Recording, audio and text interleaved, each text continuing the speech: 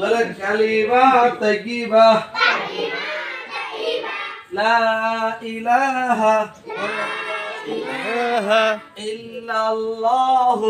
ইল্লাল্লাহু মুহাম্মাদুর রাসূলুল্লাহ সাল্লাল্লাহু আলাইহি ওয়াসাল্লাম তোমরা কোন নবীর উম্মত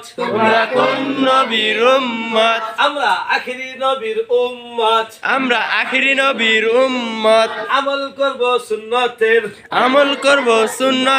মালিক হব বেহেশতের যারা সুন্নত আমল করবে না তারা নবীজির সুপারিশ পাবে না পুঁটি মাছ খাইতে কাটা লাগে খাওয়ার পরে মজা লাগে যেমন সুন্নত আমল করতে কষ্ট লাগে আমলের পর শান্তি লাগে সালামেতে 90 সওয়াব উত্তরেতে 10 সওয়াব আমরা আগে সালাম দিব